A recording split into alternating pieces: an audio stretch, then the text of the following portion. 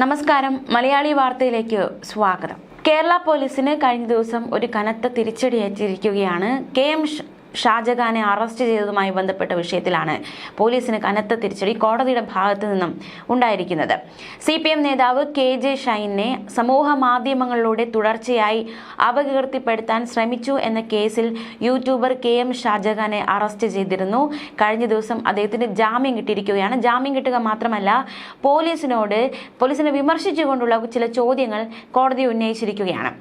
KM ഷാജഹാനെ arrest ചെയ്ത നടപടിക്രമങ്ങൾ, ആ ഒരു രീതി, അതിനെല്ലാം മാത്രമല്ല പോലീസ് മുന്നോട്ട് വെച്ച അവകാശവാദങ്ങൾ, ഇതിനെല്ലാം കോടതി വിമർശിച്ചു, ചോദ്യം ചെയ്തു. എറണാകുളം CJM കോടതിയാണ് ഇത്തരത്തിൽ പോലീസിനെ സമ്മർദ്ദത്തിലാക്കി, പോലീസിനെ ഉപരോധത്തിലാക്കിക്കൊണ്ടുള്ള ചോദ്യങ്ങൾ ചോദിച്ചത്.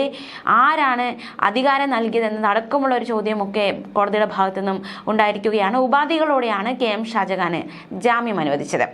സമാന രീതിയിലുള്ള കുറ്റകൃത്യങ്ങൾ ഏർപ്പെടരുത് എന്ന നിർദ്ദേശം, ഇത്തരത്തിലുള്ള ഒരുപാട് നിർദ്ദേശങ്ങൾ അടക്കമുള്ള ഉപാധികളോടെയാണ് ജാമ്യം അനുവദിച്ചിരിക്കുന്നത്.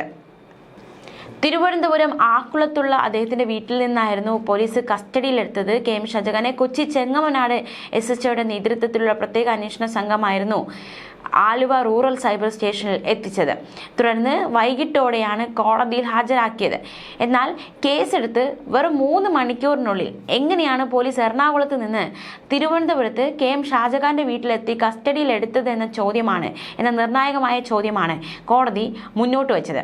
ഒപ്പം Aluva rural cyber police register ചെയ്ത കേസിൽ ചെങ്ങമനാട് പോലീസ് എങ്ങനെയാണ് കസ്റ്റഡിയിൽ എടുക്കുന്നത് എന്ന ചോദ്യവും കോടതി മുന്നോട്ട് വച്ചിരിക്കുകയാണ്. KJ ഷൈനിന്റെ പരാതി അന്വേഷിക്കാൻ രൂപീകരിച്ച അന്വേഷണ സംഘത്തിൽ ചെങ്ങമനാട് SHOയും ഉൾപ്പെടുന്നത് കൊണ്ടാണ് ഇത്തരത്തിലൊരു നീക്കം ഉണ്ടായത് എന്നായിരുന്നു പ്രോസിക്യൂഷൻ നൽകിയ മറുപടി. എന്തായാലും ഈ ചോദ്യം പോലീസിനെ അക്ഷരാർത്ഥത്തിൽ അവർക്ക് ഒരു തിരിച്ചടിയായി മാറിയിരിക്കുകയാണ്. പ്രതിക്ക് ജാമ്യം അനുവദിക്കരുത്, കസ്റ്റഡിയിൽ ചോദ്യം ചെയ്യേണ്ടതുണ്ട് എന്നതടക്കമുള്ള വാദം പോലീസ് മുന്നോട്ട് വെച്ചു. എന്നാൽ റിമാൻഡ് റിപ്പോർട്ടിൽ പറഞ്ഞിരിക്കുന്ന കാര്യങ്ങളെ കോടതി ചോദ്യം ചെയ്യുകയായിരുന്നു.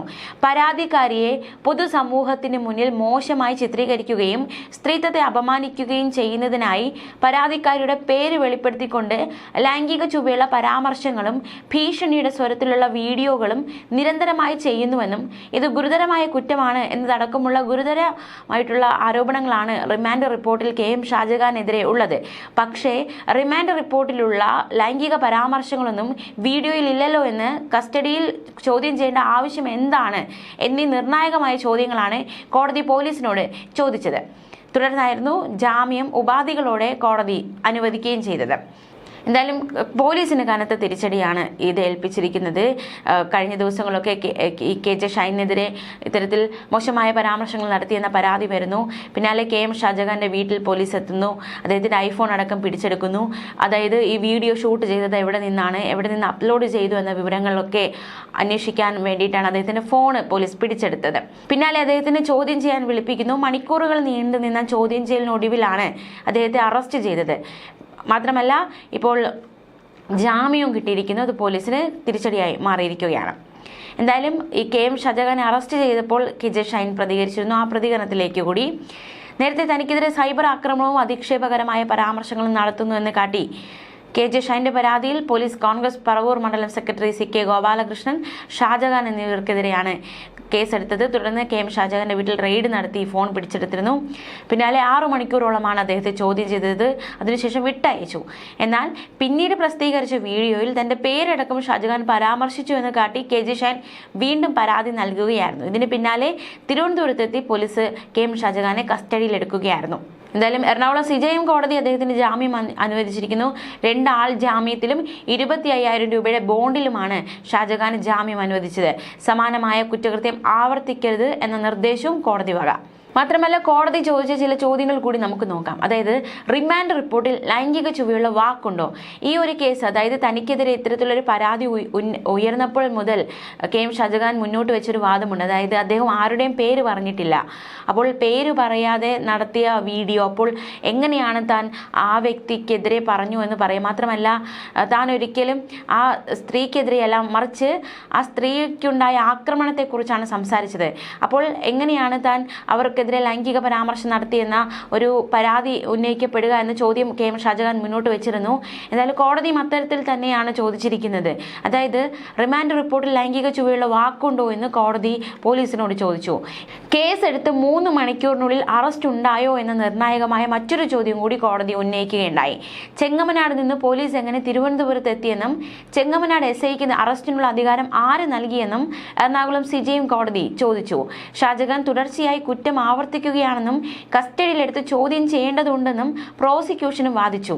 എന്തായാലും KM ഷാജഹാന് ജാമ്യം കിട്ടിയിരിക്കുന്നു എന്നതാണ് ഏറ്റവും ശ്രദ്ധേയമായ കാര്യം. തെറ്റ് ചെയ്തിട്ടില്ലെന്നും ആരെയും അധിക്ഷേപിച്ചിട്ടില്ലെന്നും അദ്ദേഹം മാധ്യമങ്ങളോട് പറഞ്ഞിരുന്നു. വീഡിയോ ചെയ്തത് ബോധ്യങ്ങളുടെ അടിസ്ഥാനത്തിലാണ്. അടിസ്ഥാനരഹിതമായ വകുപ്പുകൾ ചുമത്തി ഭരണകൂടം തന്നെയും കുടുംബത്തെ സമ്മർദ്ദത്തിലാക്കുകയാണ്.